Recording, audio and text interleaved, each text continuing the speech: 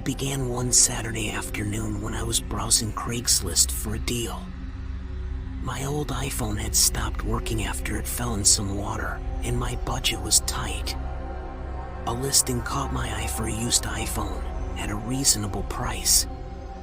What harm could come from meeting someone at the mall, right? The seller and I had been texting back and forth and agreed to meet at the local mall. It seemed like a safe place with lots of people. As I walked through the entrance of the mall, I felt a mix of anticipation and unease. In the midst of the other shoppers, I spotted the seller, an average-looking guy with messy brown hair, dressed in a faded blue hoodie and distressed jeans. He sat on a bench near the food court, looking around nervously. I walked up to him cautiously, paying attention to his shifty eyes. He looked up at me as I got closer. I could tell that he was trying to force a smile. No name exchanged. We got down to business. He opened a tattered backpack so I could see the iPhone in question, lying on top of a stack of old magazines. The phone looked as advertised, a few scuffs, but nothing I couldn't live with. I inspected it and nodded in approval. We agreed on the price, and I counted out the cash from my wallet. The money exchanged hands, and we went our separate ways. I walked away from the food court and headed down the escalator towards the parking garage. Once I got to the parking garage, that's when things took a turn. Out of the corner of my eye, I saw a tall, imposing figure loom up behind me. The man wore a dark leather jacket that screamed trouble, with a hood pulled low over his eyes. He moved silently, like a predator closing in on prey. Before I could react, the stranger's hand shot out, grasping my shoulder. My heart was pounding, and I realized too late that I was now trapped between the seller and this menacing figure. Panic washed over me. The seller was standing next to the big guy, and his friendly demeanor had vanished, replaced by a smirk. His accomplice, the hooded man, was much taller, and his eyes had a look of dangerous intensity. My pulse raced as the hooded man pulled a knife from his jacket pocket and pressed it against my throat. Cold steel met my skin, sending a shiver down my spine. The situation escalated from surreal to terrifying in an instant. The seller leaned closer, his voice dripping with malice. "Hand over the rest of your money and anything else valuable you got," he growled. "And don't even think about screaming." I was scared out of my mind as I fumbled to pull my wallet from my pocket. My hands shook uncontrollably as I handed over the remaining cash and my watch. It really pained my heart to hand over the watch, which was a graduation gift from my father. They snatched it all with greedy satisfaction. The knife against my throat kept me paralyzed, and my thoughts were racing as they took what was rightfully mine.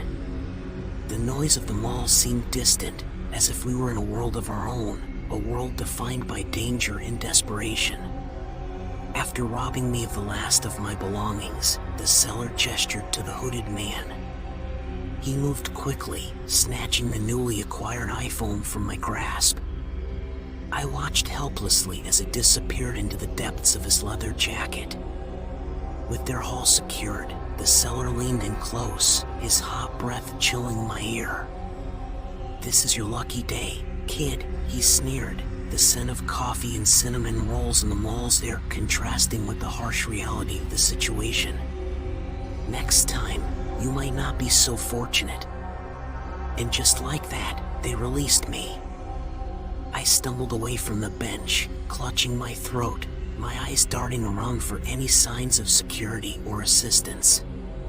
But the mall remained oblivious to the drama that had unfolded. The garage was my destination.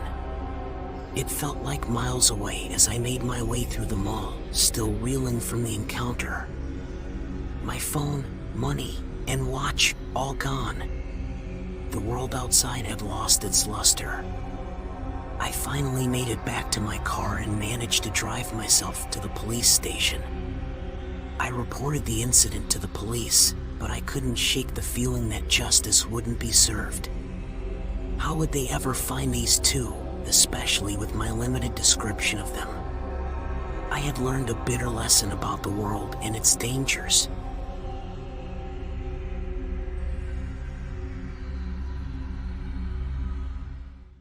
I'd been on the hunt for a new apartment for weeks, and when I stumbled upon a Craigslist ad for a room rental, it seemed like the answer to my prayers. The ad was well written, mentioning that the poster was seeking a female roommate. That detail assured me that I'd be sharing a space with another woman, which felt comforting. The address led me to a cozy-looking apartment building on a quiet street. As I stepped inside the building, my excitement and nervousness mingled. The apartment I was supposed to see was on the 3rd floor. As I climbed the stairs, my heart pounded with anticipation. The door to the apartment opened to reveal a guy in his late 20s. He had brown hair and a scruffy beard, doing little to hide his appearance.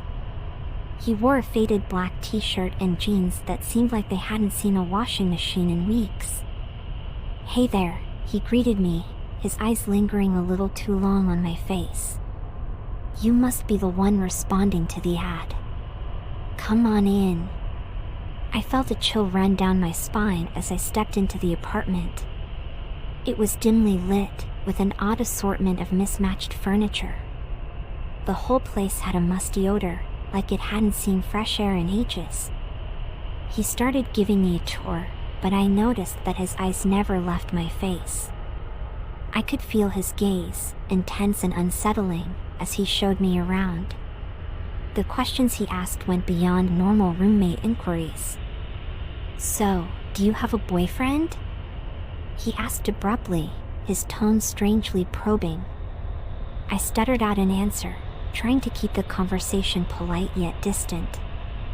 I wasn't here to discuss my personal life. The guy continued to eye me, and it was clear he was getting more and more uncomfortable. I couldn't put my finger on it, but something about this situation felt off. As we reached the kitchen, he offered me a glass of water, which I politely declined. I just wanted to get out of there as quickly as possible. I knew I needed to trust my gut. He finally led me to the bedroom he was offering. It was small, dimly lit, and had a musty smell that was even worse than the living room. The bed looked like it had seen better days, with rumpled sheets and worn-out pillows. I forced a smile and nodded, pretending to consider the room. The offer was tempting, but something about him was making my skin crawl. I knew I had to cut this tour short. "Yeah, this all looks nice," I said, my voice trembling slightly. "I appreciate the tour, but I'd like some time to think about it. I'll get back to you soon." His response sent shivers down my spine. "Are you sure about that?" he asked, his eyes narrowing. "I could lower the rent if you decide right now." I knew I needed to get out of there. My instincts were screaming at me that this wasn't a safe situation. I needed to leave, and I needed to leave now. Without giving him another chance to speak, I hurried out of the apartment and down the stairs. I could feel his eyes on my back as I descended, but I didn't dare look back. Once I was safely outside, I reached for my phone and blocked his number. There was no way I wanted to be in contact with him ever again. I walked away from that building, my heart still racing, feeling relieved to have escaped what could have been a dangerous situation. As I walked back to my car, I couldn't help but reflect on the experience. I had assumed that because the ad specified a female roommate, it would be a woman seeking a roommate. But assumptions could be dangerous, and I had learned that the hard way. I reported the incident to the local authorities, but without much to go on, I knew it was unlikely they would be able to do anything. Still, I hoped that by sharing my story, I could prevent someone else from falling into a similar trap. Even if no one else thought my experience was a big deal, I knew I had dodged a bullet. The experience left me shaken, which made me more cautious and more aware of the potential dangers on Craigslist. Despite the unsettling encounter, I continued my search for a new apartment, but this time I made sure to meet potential roommates in public places with plenty of witnesses around. The memory of that creepy guy would stay with me, a reminder that safety should never be taken for granted. In the end, I found a great apartment with a roommate who felt like a true friend. It was a lesson in trust, instincts, and the importance of listening to that gut feeling. Life had thrown a curveball my way, but I was determined not to let it define my future. Losing my job as a paralegal was like getting hit by a truck. It knocked the wind out of me, both financially and emotionally. Bills piled up, and desperation began to eat away at the edges of my life. Then, like a beacon of hope in the darkness, I saw an ad on Craigslist. Someone was looking for a personal assistant. I hesitated for a moment before hitting the reply button, but I couldn't afford to be picky. The ad didn't provide much detail about the position, just a request for interested candidates to send their resumes and a brief description of their qualifications. So, I typed up a quick email highlighting my organizational skills and office experience. To my surprise, I received a response within hours. The email was polite and to the point, inviting me for an interview at an upscale office in the heart of downtown. I felt a sudden feeling of hope, despite my unease about the lack of specifics in the ad. With nothing to lose, I agreed to the interview. On the day of the interview, I arrived at the address given in the email. The building was a beautiful glass tower, its entrance flanked by security guards. My nerves were on edge as I stepped inside, feeling out of place in my plain black dress and sensible heels. The receptionist directed me to an elevator, and I made my way to the floor where the interview was scheduled. The office was tastefully decorated with plush chairs and expensive-looking artwork on the walls. As I waited in the reception area, an older woman walked in. She had an air of confidence about her, dressed in a tailored gray pantsuit that exuded authority. Her salt and pepper hair was pulled back into a neat bun, and her piercing blue eyes scrutinized me as she approached. "Julie, I presume?" she said with a warm smile, extending her hand. "I'm Diane." We shook hands, and I was relieved to find that Diane seemed normal enough. She ushered me into her office, which was as impressive as the rest of the space, with a massive mahogany desk and a breathtaking view of the city. The interview was surprisingly straightforward. Diane asked about my work experience, my skills, and my availability. She seemed pleased with my answers and even hired me on the spot. "I have a good feeling about you, Julie," she said. "You'll start in 2 weeks. We'll need some personal information for the onboarding process, though. Can you provide your driver's license, social security number, and passport?" I nodded, despite not having my passport on me at the time. "Sure, I'll bring those documents with me on my first day." The following week, I dutifully gathered my documents and sent them to Diane. She acknowledged receipt with a brief email, and I felt relieved that things were finally looking up. But then days turned into a week, and I didn't hear from Diane again. I tried reaching out, but my calls and emails went unanswered. I began to grow uneasy, a knot of worry forming in my stomach. A week later, I decided to show up at the office for my first day of work. I was met with a scene straight out of a horror movie. The office was closed, completely vacant. No furniture, no artwork, not even a trace of dust. It was as if the office had never existed. Confusion and disbelief washed over me. I had no idea what could have happened. My mind raced, and I felt like a character in some twisted thriller. Feeling defeated and betrayed, I decided to move on with my life, desperate to put this bizarre chapter behind me. I found another job, worked hard, and slowly began to rebuild my shattered sense of security. Then, one fateful day, my life took a darker turn. I received an alert on my phone from a credit monitoring app that I use. I had noticed that there were a few changes that had been made to my credit. I went to the police station to file a report. A few days later, I received a call from a detective. His voice was very serious. He asked me to come to the police station immediately. My heart raced as I hurried to meet him. In the interrogation room, he gathered some information from me, and I showed him the new changes on my credit report. The detective laid out the shocking truth. Someone had stolen my identity.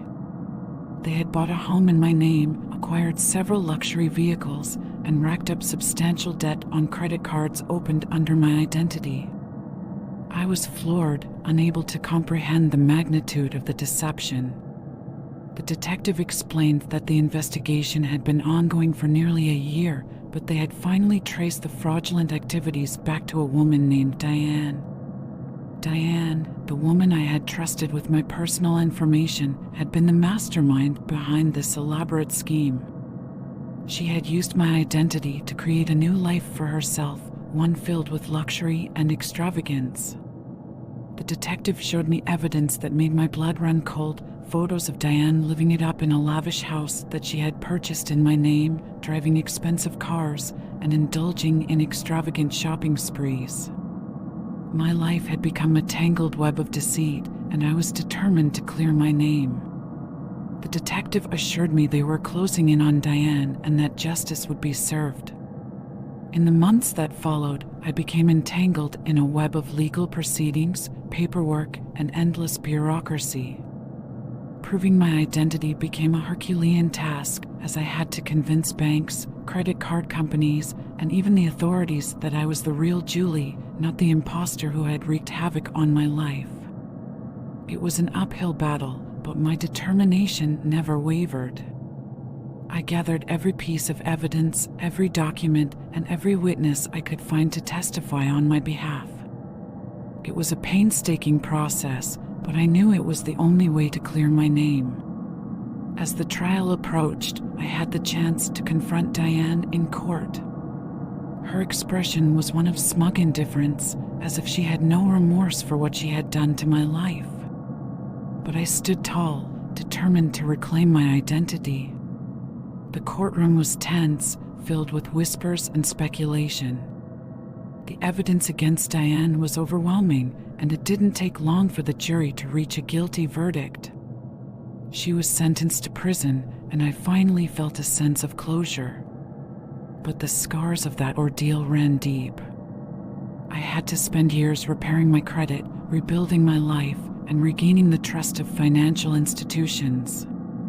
I learned the hard way that trust can be misplaced, and the consequences of that trust can be devastating.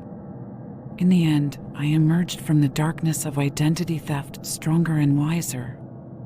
I had survived a nightmare that few could imagine, and it had shaped me in ways I could never have predicted. As for Diane, she served her time in prison, but the damage she had done to my life was irreparable. I couldn't help but wonder what could drive someone to such lengths to steal another person's identity and shatter their life. In the end, I found solace in the fact that justice had been served. Diane was behind bars, and I was free to rebuild my life on my own terms. As time passed, I learned to trust again, to open my heart to new opportunities, and to appreciate the small joys that life had to offer. My experience had taught me that even in the darkest of times, there could be a glimmer of hope. I found a fulfilling job, surrounded by colleagues who respected and valued me. I rekindled old friendships and forged new ones, cherishing the bonds that helped me heal. Life, it seemed, had come full circle. I had faced the darkest of betrayals, navigated the treacherous waters of identity theft, and emerged stronger than ever. I had learned that resilience, determination, and the support of those who cared about me were the true pillars of my identity. Looking back on that harrowing chapter of my life, I couldn't help but feel a sense of gratitude for the lessons learned, for the strength discovered, and for the opportunity to share my story in the hope of helping others protect themselves from the same fate. Identity theft was a chapter in my life, but it wasn't the whole story. It was a test of my resilience, and though the scars remained, they served as a reminder that even in the face of the darkest of betrayals, we can find the strength to rebuild, reclaim, and redefine our lives.